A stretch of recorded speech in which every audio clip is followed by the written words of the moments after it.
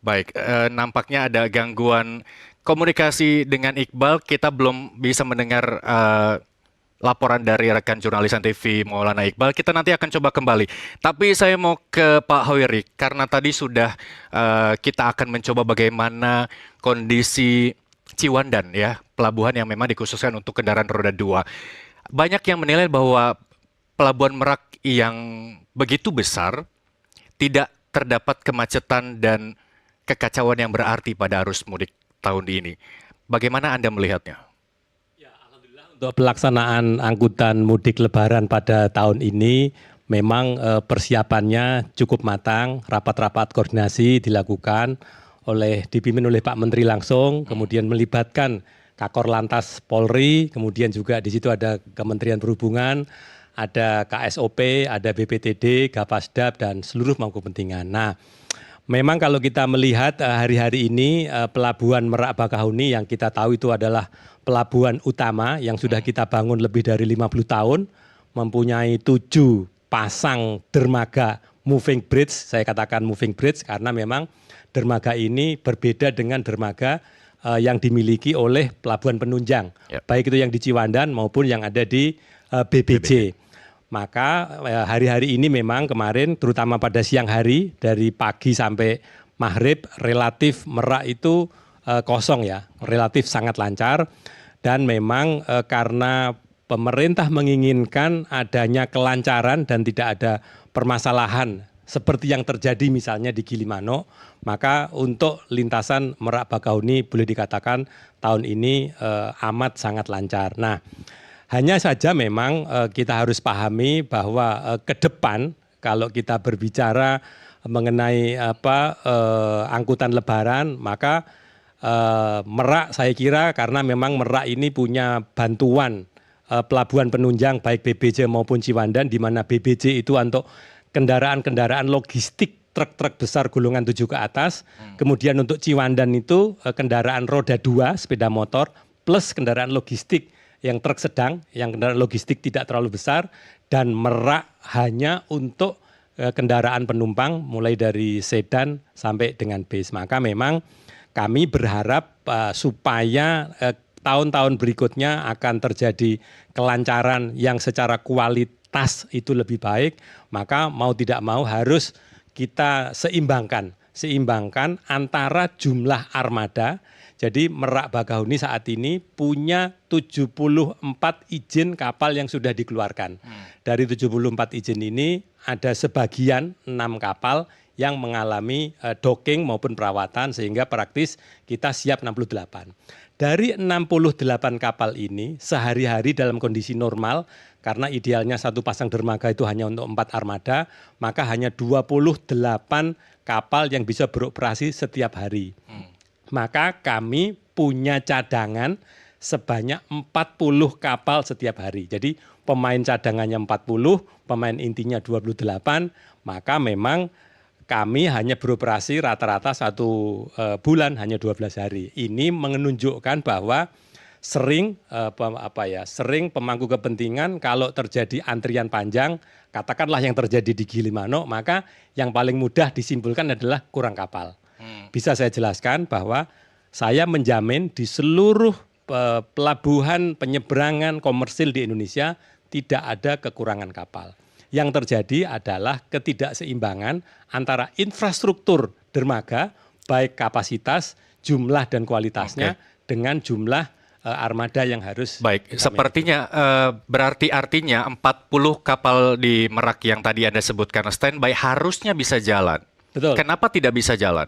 Nah, karena kali ini ada tambahan, ada kerjasama yang sangat baik dari BBJ maupun dari Ciwandan oleh Pelindo. Saya harus mengatakan terima kasih dari pengelola pelabuhan di BBJ maupun dari Pelindo di Ciwandan yang meminjamkan. Sehingga 28 kami tambah 12. 6 kami taruh di Ciwandan, 6 kami taruh di BBJ, sehingga saat ini ada 40 kapal. Artinya yang menjadi pemain cadangannya 28.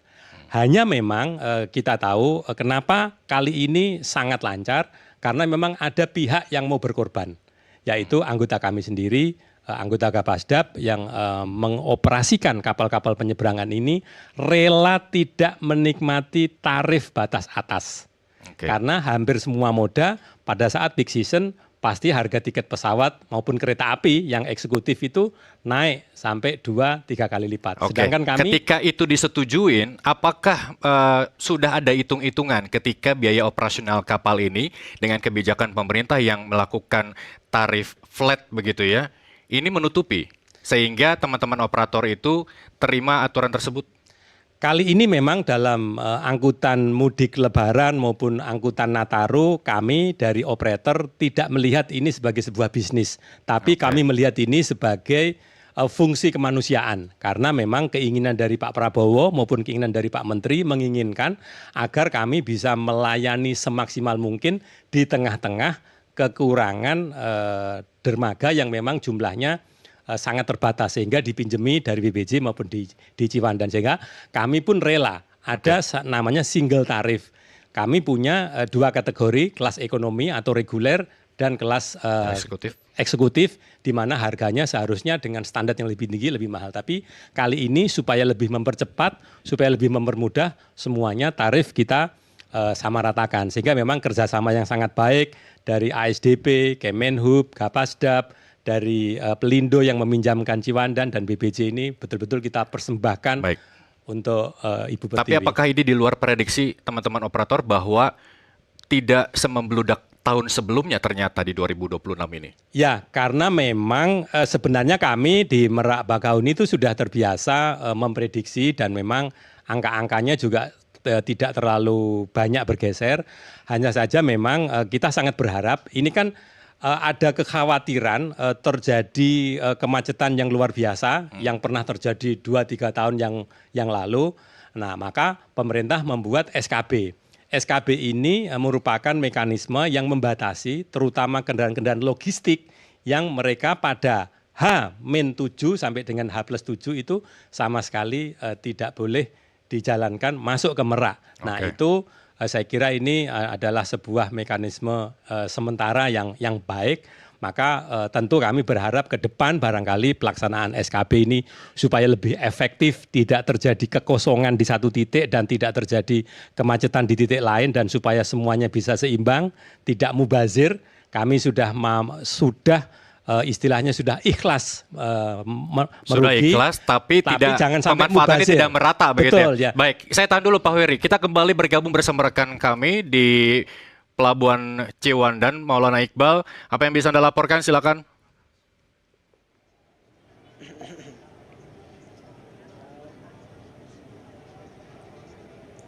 Ya, Irsal, di belakang saya ini adalah antrian dari para pengemudi roda 2. Begitu pemudik ini masih menunggu untuk diarahkan petugas menuju ke kapal. Dan memang kalau dapat kami laporkan, situasi di Pelabuhan Ciwandan ini masih terpantau ramai lancar begitu. Misalnya terdapat 3 zona parkir yang dikerahkan oleh petugas di lapangan. Sementara dari 12 ini sisanya masih nampak lengang begitu. Dan memang saat ini para petugas ini masih melakukan pengecekan tiket, di mana saat pengemudi yang tiba di pelabuhan ini akan diarahkan untuk mencetak tiket di loket, lalu diarahkan untuk menunggu di zona parkir yang berada seperti di belakang saya ini untuk menunggu arahan dari petugas dan dilakukannya pengecekan tiket.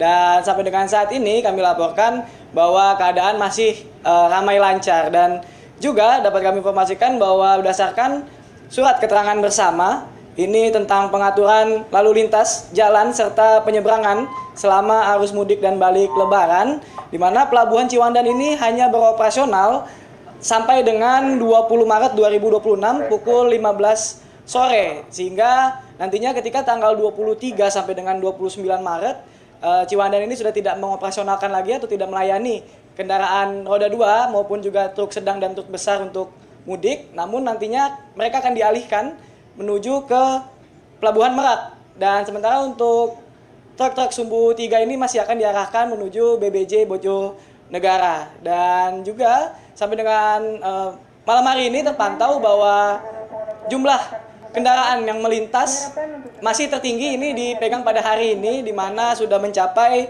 sekitar